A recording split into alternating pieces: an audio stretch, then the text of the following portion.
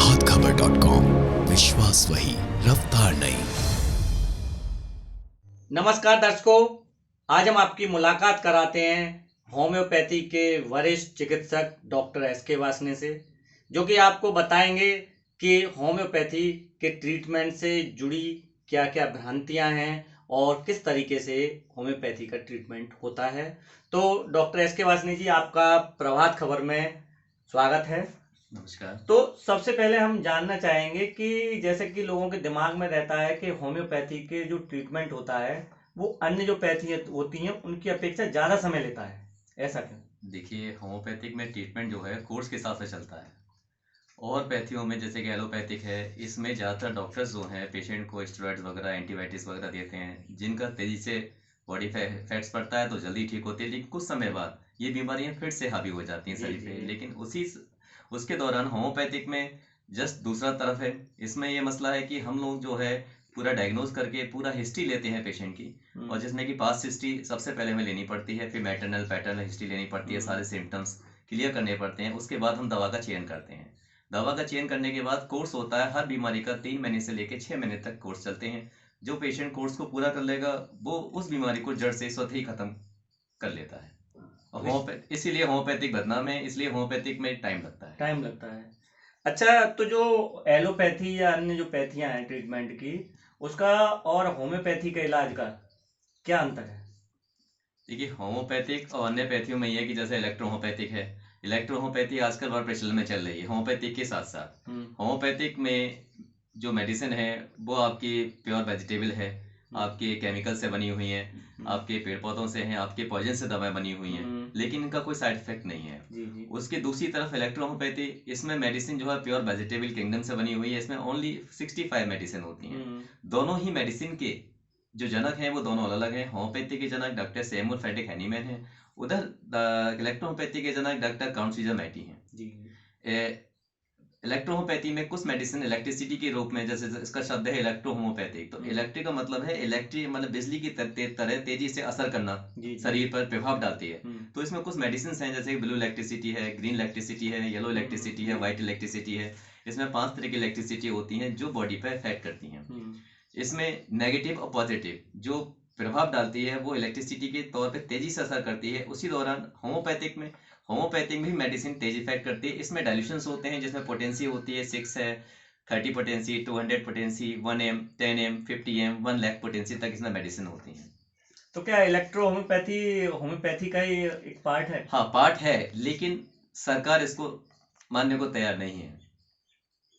अच्छा, जैसे कि अन्य पैथी में आंखों का डॉक्टर अलग होता है और हड्डी का अलग होता है, ईएनटी अलग होता है, क्या होम्योपैथी में भी इस तरीके से अलग अलग डॉक्टर होते हैं? हाँ, होम्योपैथिक में पहले एक ही डॉक्टर हुआ करते थे, जिसमें कि असाध्य रोग में हर तरह की बीमारियां आती थी, चाहे वो आपका पेट से संबंधित हो या सिर से संबंधित हो या हड्डी से संबंधित, मांसपेशियों से संबंधित, चर्म रोग से संबंधित। लेकिन अब होम्योपैथिक में, इलेक्ट्रोहोम्योपैथिक में एमडी की डिग्रियां स्टूडेंटों को प्रदान की जा रही हैं, जिसमें आप कोई भी स्पेशलाइजेशन कर सकते हैं। जैसे चर्म रोग पे अलग आप स्पेशलाइजेशन कर सकते हैं, आप हड्डी पे कर सकते हैं, आप उदर रोग पे कर सकते हैं, आप ब्रेन पे कर सकते हैं, आप आई स्पेशलिस्ट कर सकते हैं। तो जी जी। तो ये जो समय सर्दियों का चल रहा है, तो सर्दियों में कौन से रोग ज्यादा आ रहे हैं? इसमें सर्दियों में सबसे ज्यादा जो रोग फैलता है वो चर्म रोग फैलता है। चर्म रोग, हाँ, स्किन में, क्योंकि इस वक्त वेदर चेंजेस हो रहा है। एलर्जी और चर्म रोग ये दो चीज हैं। वेदर चेंज हो रहा है सर्दी की वजह से, क्योंकि ड्राई विंड का मौसम है इस समय। और चर्म रोग भी तेजी से स्पीड न्यू पकड़ता है कि जब ड्राई विंड चलती है तो पेट भी खराब होते हैं। लोग बाग तरह तरह के व्यंजन, स्वादिष्ट व्यंजन खाते हैं जिसमें कि घी है, तली हुई चीजें हैं, ज्यादा सेवन किया जाता है, तो उसकी वजह से कब्ज हो जाती है। कब्ज होने की वजह से चर्म रोग अधिक फैलते हैं। एलर्जी का भी है? एलर्जी भी इसमें काफ़ी है। वेदर चेंज हो रहा है, एलर्जी आपकी कई प्रकार से फैलती है। मौसम के चेंज होने से है, किसी को फूलों से एलर्जी है, किसी को पानी से है, किसी को खाने की चीज़ों से एलर्जी है, फूड एलर्जी भी होती है। तो एलर्जी भी कई प्रकार की होती हैं जो कि चर्म रोग में सबसे अहम रोल लगती हैं। अच्छा, जैसा कि आपके यहाँ दो तरीके से ट्रीटमेंट देते हैं, जैसा मुझे जानकारी है कि एक तो चीनी की सी गोलियां होती हैं उसमें डाल करके दवा, और एक होता है कि टिंचर के रूप में, लिक्विड के रूप में। हाँ, तो कौन सा ज्यादा असरदायक है? हमारे देखिए होम्योपैथी में जो पद्धति है वो ज़्यादातर ग्लोबल्स में, पिछले कुछ वर्षों पहले ग्लोबल्स में दवा दी जाती थी, लेकिन अब पिछले कुछ वर्षों से फिलहाल से ये दवा लिक्विड में भी इस्तेमाल की जाती है। ग्लोबल्स हैं जो कि ग्लोबल्स मतलब वो गोलियां जो ग्लूकोज होती की हैं। बनी होती हैं होम्योपैथिक में, उसमें हम डाइल्यूशंस डालते हैं 30 to 100 1 ml, तो उसको हिला के दवा मिला के दी जाती है पेशेंट के लिए। अच्छा, अब क्या है कि मदर टीचर हैं वो लिक्विड फॉर्म है, डाइल्यूशन से लिक्विड फॉर्म है, तो हम पानी के साथ देते हैं, लेकिन जो तेजी से असर करती है वो लिक्विड फॉर्म आज की दिशा में ज़्यादा अच्छा प्रभाव डालती है शरीर पर। अच्छा, जैसा कि 40 की उम्र के बाद हड्डी के जुड़ा हुआ है, जैसे घुटनों का दर्द, तो घुटनों के दर्द को लोग हड्डी रोग विशेषज्ञ से जोड़ करके देखते हैं, तो क्या होम्योपैथी में घुटनों के दर्द का इलाज है? हाँ, होम्योपैथिक में अर्थराइटिस का, नी पेन का, जॉइंट पेन का, मसल्स पेन का, हर चीज़ का इलाज है और बहुत अच्छा इफेक्ट डालती है। मेडिसिन कोर्स करना पड़ता है। घुटनों के दर्द का 6 महीने कम से कम इलाज जो होम्योपैथिक में वो 6 महीने का है इलाज। जी जी।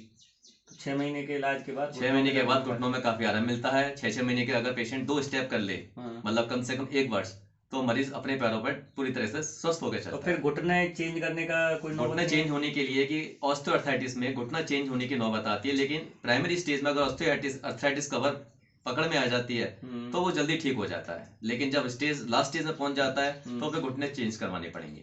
अच्छा, जैसे कि असाध्य रोग, ये एक शब्द आया, तो पहले तो हमारे दर्शक जानने जाएंगे कि असाध्य रोग कौन कौन से होते हैं। देखिए, क्रोनिक डिजीज में जो असाध्य रोग हैं, असाध्य रोग में ऐसे रोग हैं जो अंग्रेजी दवाइयों से या आयुर्वेदिक दवाइयों से ठीक नहीं हो पाते हैं, वो केस हमारे होम्योपैथिक में आते हैं। जैसे सोराइसिस है, हेपेटाइटिस बी है, आपका स्पाइन है, स्पाइनल डिजीज में आती हैं बीमारियां कहीं जो आजकल रीढ़ की हड्डी के रोग फैल रहे हैं, जो कि अंग्रेजी दवाइयों से ठीक नहीं हो पाते पेशेंट, वो होम्योपैथिक बीमारियों में ठीक हो रहे हैं। ऐसे असाध्य रोग जो और बीमारी और पैथियों में ठीक नहीं होते, वो होम्योपैथिक ठीक करती है।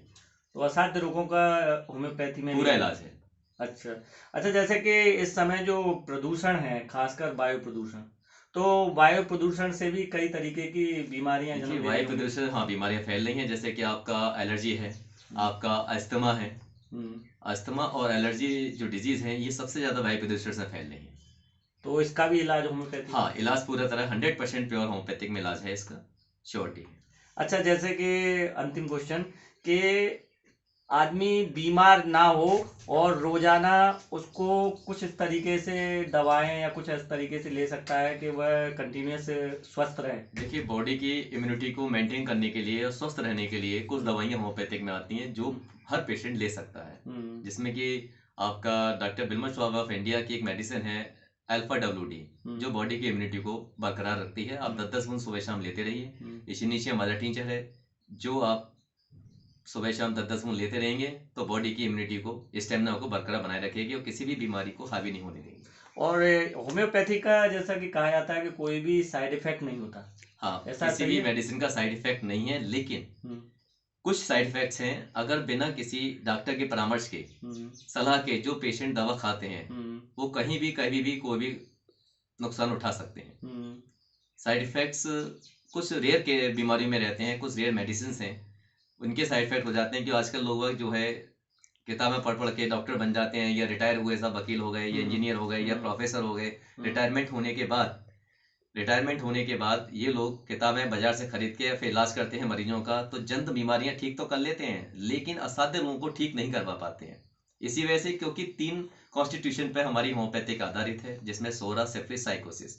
इन 3 कॉन्स्टिट्यूशन के आधार पर हम लोग उन असाध्य रोगों पेशेंटों का इलाज करते हैं, जब जाके मरीज ठीक हो पाता है। तो क्या डॉक्टर साहब, ये आपके होम्योपैथी में भी जो एक शब्द यूज होता है झोला छाप डॉक्टर, क्या इसमें भी होते हैं? नहीं, होम्योपैथी में झोला छाप डॉक्टर कोई नहीं होते। अच्छा, इसमें संभावना नहीं? नहीं, संभावना नहीं। जो केवल एलोपैथी और दर्द? बस यही है कि बहुत से लोग जो है चैरिटेबल खोल लेते हैं, बिना किसी रजिस्ट्रेशन के या बिना किसी डिग्री के लिए हुए। किताब बाजार से खरीदी, पढ़ ली उन्होंने, और दवाई देना शुरू कर दिया, 2-4 मरीज ठीक हो गए, तो वो अपने आप को ये समझते हैं कि हम बहुत बड़े डॉक्टर हो गए हैं। लेकिन ऐसा संभव नहीं है। जब केस क्रोनिक आता है, केस बिगड़ा हुआ आता है होम्योपैथिक में, तो उसको संभालना के लिए उनके हाथ खड़े कर देते हैं वे लोग। अच्छा, जैसे कोई केस बिगड़ा हुआ आता हुआ होम्योपैथी में, वो बहुत ज्यादा बिगड़ता हुआ, तो तब तो शायद आप एलोपैथी के लिए ही उसको रिकमेंड करते होंगे? हम जब करते हैं, जब हमारे इस तरह से हमारे हाथ में अगर केस बाहर जा रहा है, तब हम एलोपैथिक डॉक्टर्स के लिए रेफर कर देते हैं। अच्छा। और अगर केस हमारे उससे इस तरह से ठीक हो जाएगा, लेकिन हमें अगर पेशेंट साथ दे या समय दे, तो मरीज ठीक हो जाता है। तो देखिए, आज आपने डॉक्टर SK वासने जी के द्वारा यह जाना कि इलेक्ट्रो होम्योपैथी और होम्योपैथी में क्या अंतर है, और होम्योपैथी के ट्रीटमेंट और अन्य जो पैथी हैं उनके ट्रीटमेंट में क्या अंतर है, और किस तरीके से होम्योपैथी का इलाज होता है। तो देखते रहिए आप प्रभात खबर। मैं प्रभात खबर के लिए अलीगढ़ से चमन शर्मा। प्रभातखबर.com, विश्वास वही, रफ्तार नहीं।